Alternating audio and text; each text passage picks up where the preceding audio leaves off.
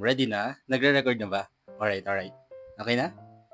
Okay. Hello guys, kumusta? Ako si Red Quaresma at welcome back sa aking channel. At kung bago pa lang kayo sa aking channel, huwag niyo kalimutan na mag-subscribe at sipahin rin yung tiny bell button doon sa baba para updated niyo kung meron akong mga bagong video na i-upload dito sa aking channel. Guys, namumula yung mata ko. Kaliligo ko lang kasi guys, tapos yun nga, nahilam ako dun sa sabon na ginagamit ko and napatakan yung mata ko, sobrang hapdi. And para sa video ito, meron akong ipapakita sa inyo guys. Pumunta kasi ako kahapon sa Mr. DIY. Alam niyo naman ako guys, di ba sobrang hilig kong mangolekta ng mga toys. And then meron akong nakita na toys doon. So itong die-cast alloy car models. So yan siya oh.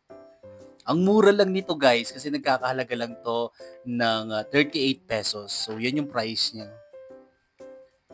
Mostly kasi guys, yung mga kino-collect ko na ganito, mga car models is yung mga Hot Wheels, 'di ba? Sobrang daming kong Hot Wheels, guys. And nagka-interest lang akong bilhin to, guys, kasi ang ganda ng quality niya, oh. So tara, i-unbox natin. So ito guys yung kanyang packaging. Ang ganda ng kanyang packaging, no? Hindi ko nga sisirain yung box nito. So yan siya. Die-cast alloy car. And ito yung napili kong design. 'Di ba? Packaging pa lang, ang ganda na ng kanyang packaging, no? So tara, i-unbox na natin. So dito pala guys, banda dito makikita natin is die-cast metal. Most new Catena novel style, vivid figure, special design, unique package, a lot of funds. So yan yung nakalagay dyan. Nababasa nyo ba? Alright. So yung box hindi ko sisirain. Kasi minsan guys, wag nagko-collect talaga ako ng mga toys. Yung mga box, iniipon ko. Hindi ko siya sinisira. Diba? Ang ganda kasi ng lalagyanan niya. Tapos ang ganda niyang i-display. So, pakita ko sa inyo. Yan, box na natin. Siyempre, yung box, hindi ko sisirain. So, sa pinakaloob, meron pa siyang lalagyanan ng car. Yung, yan. So, yan. So, made from alloy siya. Yan. And then, yung pinakasalamin niya dito, guys, is gawa siya sa plastic. Pati yung baba niya is plastic.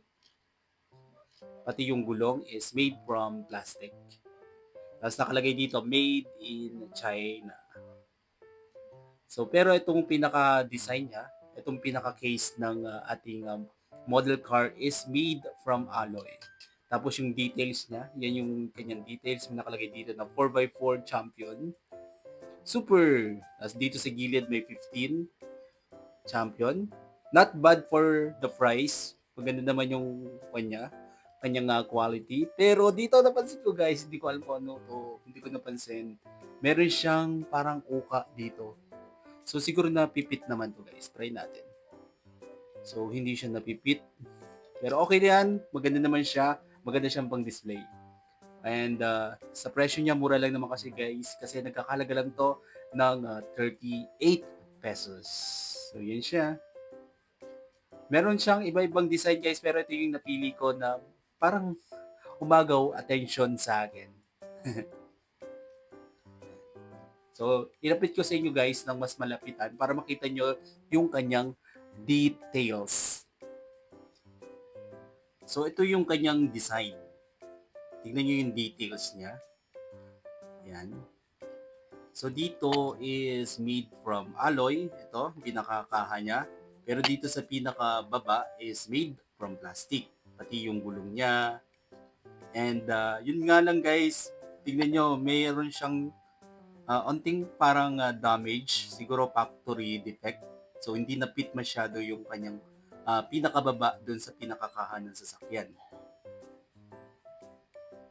So yan, maganda naman siya, pwede na pang display or pwede din to sa mga bata.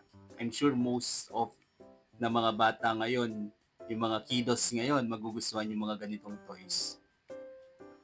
4x4 champion. Super!